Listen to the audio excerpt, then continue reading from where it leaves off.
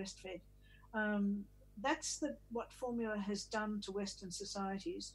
And what we're reaping is the epidemics of immune disturbance that go on through life. You might have a colicky baby. In the book Milk Matters, I've got a description of the typical life pattern of how this plays out through life.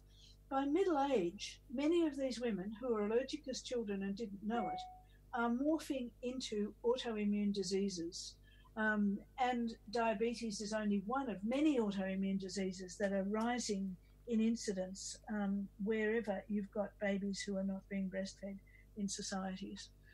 So we pay a price. It's a question of, do we get sensible and reorganise and pay that price and have healthier communities going forward? Or do we go on paying a massive price and not total it up and say, let's look at the hospital admissions in winter for bronchiolitis and see how many were formula fed and how many were breastfed. Let's look at the hospital admissions for gastroenteritis and see how many were formula fed and how many were breastfed. Those are the costs we don't want to tot up because they would mean we'd have to change society. Yeah, very interesting. In terms of psychology and physiology, what might be lost in formula feeding? Oh, well, this is one where it's harder to prove. There are plenty of studies that give you indications, for instance, that children who are breastfed are far less likely to be abused emotionally or physically, and a whole range of other studies. But it isn't the case that if you're formula feeding, yes, your baby's going to miss out on that transfer of hormones that will help to modulate how they feel and how they behave and how they develop and grow. But they don't have to miss out completely. If you formula feed like a breastfeeder, if you make sure your baby gets plenty of skin contact, if you feed responsively, only give the amount that the baby chooses to and throw the rest out, rather than trying to get the baby to have that bit more because it's expensive and you don't want to waste it. All of those things, it is possible to reduce the harms of formula feeding psychologically. And it is also true that it's possible as a breastfeeding mother to be non-responsive and negligent and controlling and the rest of it. So this is really just, breast versus bottle, one is better than the other.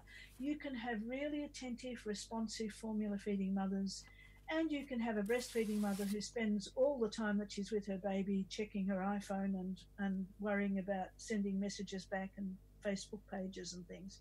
So, responsiveness is something you can have regardless, depending on how careful you are about it. It's just that it's easier for a breastfeeding mother to do that because her hormones put her in a place where she feels more like doing it. And formula feeding, it's so easy to pass the baby off to somebody else, to not have to do that. And you don't see it as a loss. You can rationalise it as, well, of course, it's nice that my mum can formula feed the baby. It's nice that my partner can formula feed the baby. I don't really need to be that exposed to the baby. You don't see it as having any impact on your mothering, but you have to work hard to make sure it doesn't. And I think we need to help formula feeding mothers to realise that bottle feeding shouldn't be something that they control. It should be something that is done responsively, something that when the baby gives indications that it doesn't want any more, you should stop feeding. When it gives indications that it wants to feed now and it's not the right number of hours, you feed them. You can be a sensitive, responsive bottle feeding mother, and you can also be a negligent, unresponsive breastfeeding mother. But it's just harder for you to be a bad mother if you're breastfeeding, because your body is so involved in that whole process, and your baby communicates to you through your body. As I say, in formula feeding societies, a huge amount of bottle feeding is actually the baby being left to self-feed, lying on their backs, or sitting up in something, being left alone to feed, and food is their comfort. Now, sucking is the thing that helps to stabilise babies' sense of themselves. It's an important activity. If what you learn is that the bottle is your comfort, it's probably linked to what we see as the emerging problems of food in Western societies, where people have difficulty regulating intake, see food as comfort, and a whole range of things. But those sorts of intangibles are harder to prove definitively. You can show with MRIs that brain white matter is different, that thymuses are smaller, that kidneys are expanded larger than they should be in formula-fed babies. A whole range of things you can show, but you can't quantify in the same way the psychological impacts. That doesn't mean they're not real. It doesn't mean that it's not harder work to be a sensitive formula-feeding mother, and not to just say, oh, good, he can get on with that himself. Now that he's a bit older, I'll leave him to feed himself and I can ignore him and get on with something else, you know. Yep. So I'm not going to go down the path of saying all bottle-feeding mothers or formula-feeding mothers are negligent mothers. Many of them have no choice but to be bottle-feeding and formula-feeding in the real world we live in, and many of them are absolutely devoted and love their babies just as much as a breastfeeding mother can. They just have to do more work. They're not in the right hormonal state to do it. And yes, that makes more effort and makes it more difficult for them. So when you see a really responsive formula-feeding mum, she really deserves a gold medal, because the process doesn't help her to be like that. Yeah. Yeah, so you're saying in terms of psychology, it's a lot more, there's a lot more grey area than black and white, because there's so many different variables that might contribute to that. That's exactly right. And nurturing can get you, really good nurturing can help a baby. This is where one of the reasons we don't see some of the harms of formula feeding in Western communities as clearly as in other communities, because if we have the resources to put into those children after the period of feeding, you can actually help them to develop better than they otherwise would have. So that, you know, good nurturing is a factor in itself. But it's not a factor that's restricted just to breastfeeding mothers. It is better, it's easier for them to be a more nurturing parent, but it doesn't mean they will be. You know, some mums breastfeed purely and simply because it's the easiest thing for them to do. That's not necessarily a bad thing. It's actually a good thing that breastfeeding is so convenient, and that it's the greatest gobstopper in the world. You know, the best thing you can do for a crying baby is to offer them a breast and they'll be quiet, because they can't yell and breastfeed. But at the same time, you can see that it isn't necessarily the case that a breastfeeding mother is going to be a more attentive, loving, responsive mother than a bottle-feeding mother. Women love their babies no matter how they feed them. It's just breastfeeding really does make it easier for you in so many ways. And that's not something people hear, because so many women give up the first few months when they're still struggling to establish their supply and feeding is difficult and they're anxious and distressed. They have no concept of what a joy it is once you get past that early stage to go on to have a baby that is so responsive to you and that you can so easily make happy. It is just a wonderful thing to be able to do.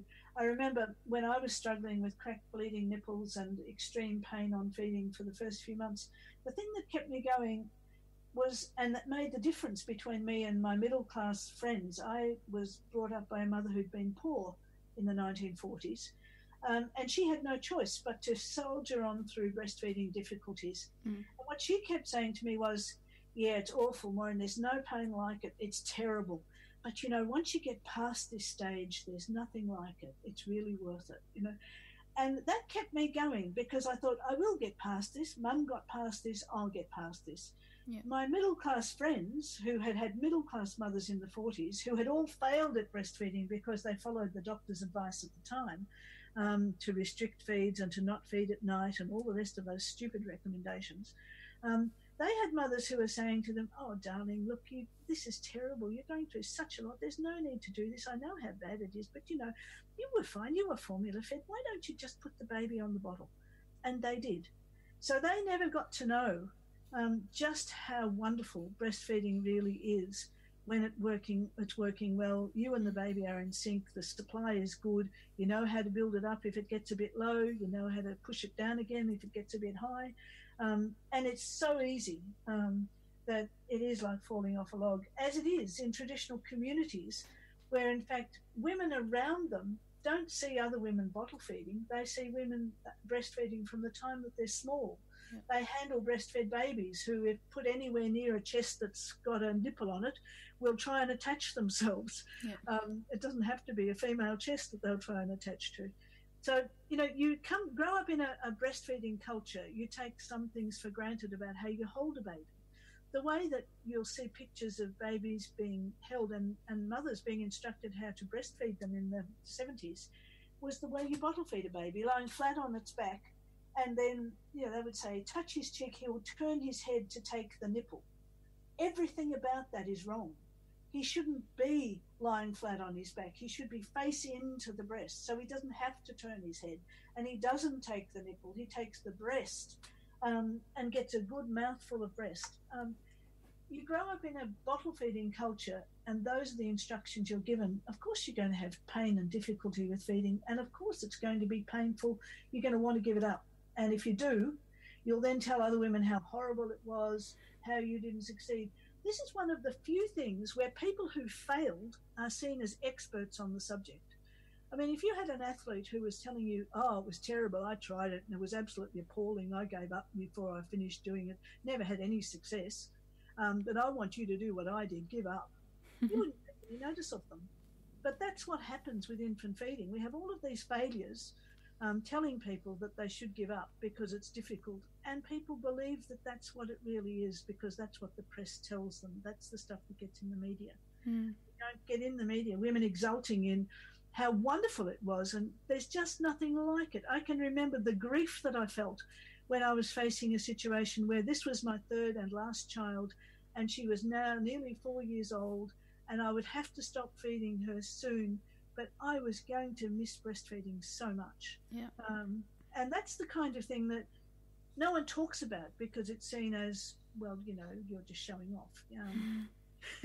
It's not. We should be saying to women, breastfeeding, like sex, can be wonderful. We don't listen to people who tell you sex is appalling and difficult and nobody enjoys it and then stop doing it. Why do we listen to people like that about infant feeding? I don't understand it. Their failures at this particular task doesn't mean they're failures as mothers or failures as human beings. It means they failed at breastfeeding, means they are not qualified to speak about it. So true. It's like a whole different culture around breastfeeding and the way that we respond to these stories and things that people have around it. And there's not enough people who are willing to stand up and say the kinds of things I'm saying publicly, even though they will say them privately to one another. It is, breastfeeders have been too nice for their own good. They don't stand up to the bullies who are trying to bullying them into silence about feeding. They don't stand up and say, look, you can't talk about this. You don't know what you're talking about. Let me tell you what it's really like once you get past the awkward stages of learning to do something in a culture where it's not second nature. That's really what it's all about. And we should be telling women there is just nothing like it. It is the most amazing experience of connectedness, of relationship, of joy, of peace. I mean, I can't find words big enough to describe what it's like to know that you can be with your baby and satisfy their every need, and at the same time it's inducing this incredible pleasure in you that you're able to do this. It's amazing. And the effortless of it after you get past that first stage. Absolutely. I can remember first baby, you're always shy and embarrassed about feeding in public, who's looking, kind of thing. And you see anyone looking at you, you're sure that they must be criticising and thinking, I should cover up more on this, on that. That's Western stuff. When you actually, I can remember as time went on and I got more practiced at it, and you just sort of put the baby on when the baby needs feeding, and you often didn't do it. Sometimes you would be sitting having a conversation with someone, the baby would be starting to want something, you pick them up and put them on, and then you'd look at these people, what are they looking at? Oh, I'm feeding again. You didn't actually realise that you were doing it. It was so second nature for you and the baby alike, and you would be brought up to say, oh, I must be feeding, that's what they're looking at. Oh, why are they bothering to look at that? they're bothering to look because they don't see enough of it. And so I don't encourage women to be discreet feeders. I encourage them to be brazen breastfeeders, to breastfeed anywhere and everywhere, whether anyone likes it or not. And if anyone makes a noise about it, to stand up to them and say, look, you go and eat your meal in the toilet if you really want to. I'm feeding my baby.